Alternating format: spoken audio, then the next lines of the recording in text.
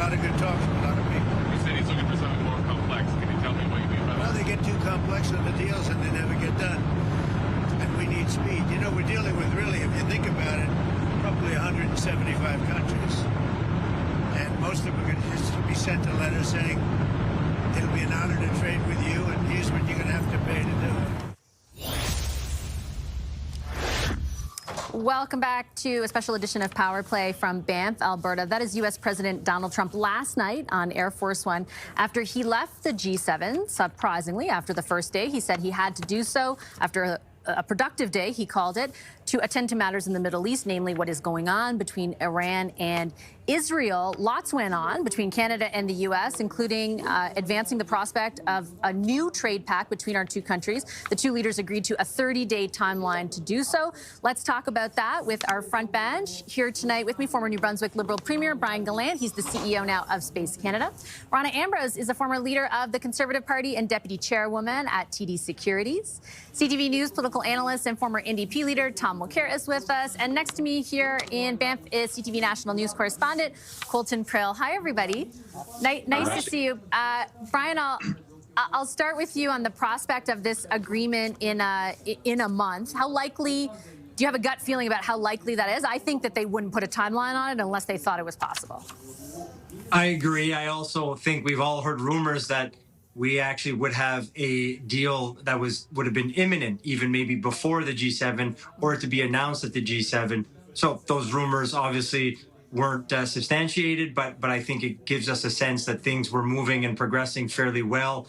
They probably were cautiously hoping that they'd be able to maybe do it before or announce it at the G7. So with this, I think them getting together, they can see it as sort of this was a big milestone. Not sure it was. Maybe it was helpful. Not sure to what extent, though, because it did sound like things were moving in the right direction over the last week or so, maybe 2 weeks. So 30 days seems pretty realistic, I think. And as you mentioned, certainly you wouldn't put a yardstick out there if you didn't have the intention of hitting it. That said, you can certainly have someone like President Trump do that to essentially try to put pressure on Canada. But it seems like with the tone that he had leaving today, leaving the G7, I think he certainly seems to have enjoyed his time with Prime Minister Carney yet again.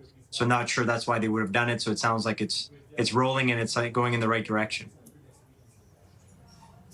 If I understand the imperative in particular from industry and business, Rana, throughout the country, it's stability, right? The idea that even though we can't necessarily trust Donald Trump because of what he's done with NAFTA or CUSMA or USMCA, ultimately we need some sort of framework for stability moving forward.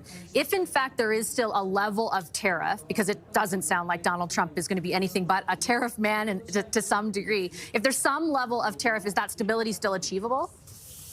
Well, I mean, I think business always talks about certainty. And so even if there is a level of tariff that we have to live with, at least there's some ability to start thinking about how do we work around this? How do we relocate?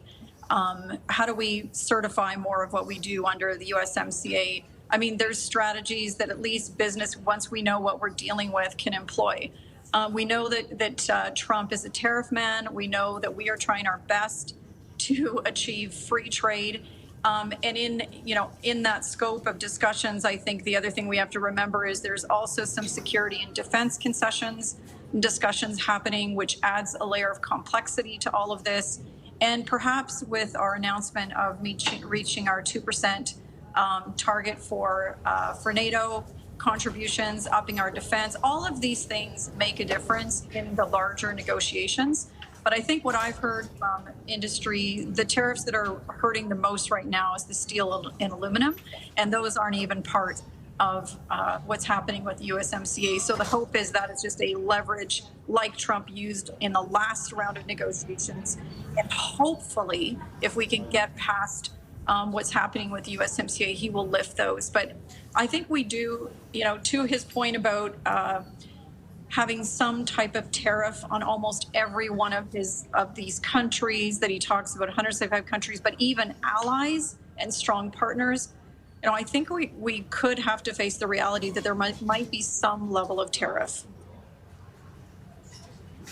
Tom, this G7 is coming to an end in about an hour. The Prime Minister is going to hold his press conference. So far, it doesn't appear to have gone south like the one in Charlevoix did when it comes to Donald Trump and the rest of the group. But he did still leave, right?